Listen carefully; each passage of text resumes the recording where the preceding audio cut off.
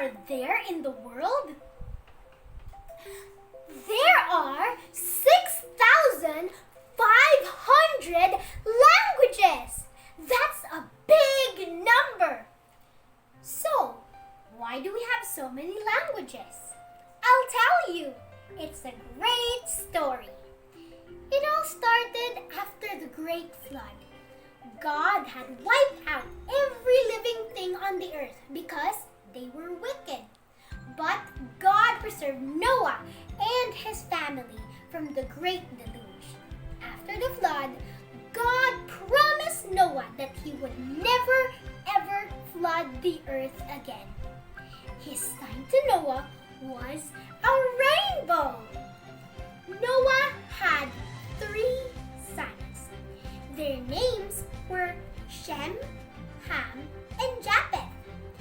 Out of these men would become all the people in the world.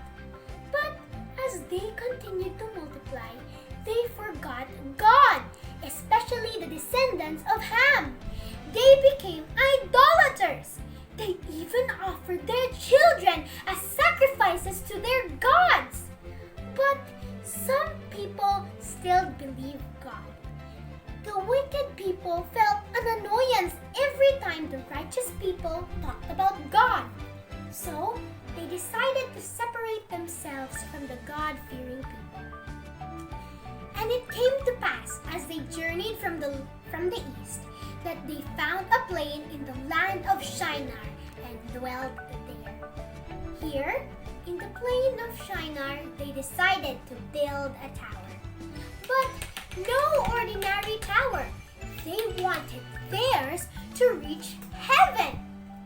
And they said to one another, "Go to, let us make brick," and burn them thoroughly. And they had brick for stone, and slime they had for mortar.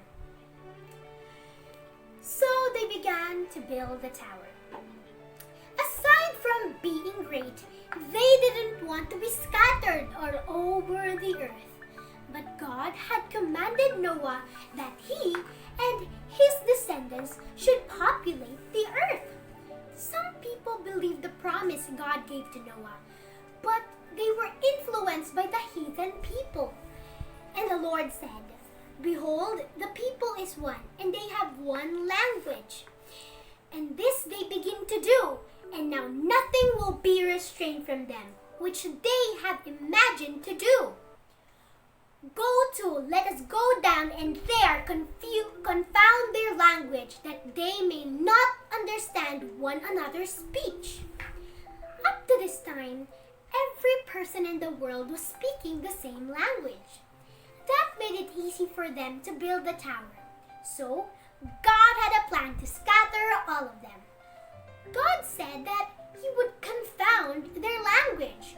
So the Lord scattered them abroad from thence upon the face of all the earth, and they left off to build the city. When God had mixed up their language, they couldn't build the tower anymore.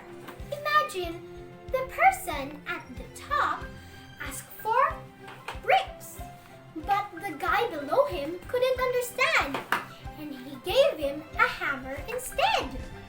How could the tower builders communicate if they couldn't understand each other? So they ended up in all kinds of violence, and the Lord struck the top part of the tower and it fell down. So they stopped building the tower. God's plan had succeeded. Those who could understand each other went in groups to find another place to live. So the Lord scattered them all over the earth. Therefore is the name of it called Babel, because the Lord did there confound the language of all the earth. And from thence did the Lord scatter them abroad upon the face of all the earth.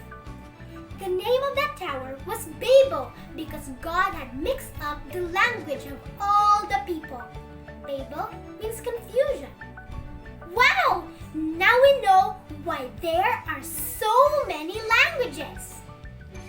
We can learn from this story that God is always in control. No matter what we do, God has a plan. Though sometimes we don't understand why things are happening, God is working out His plan for us. We also can build towers in our spiritual life. When we think that the way to heaven is through our own efforts, we are mistaken. We should be mindful of these things. So, don't be afraid. God is always in control.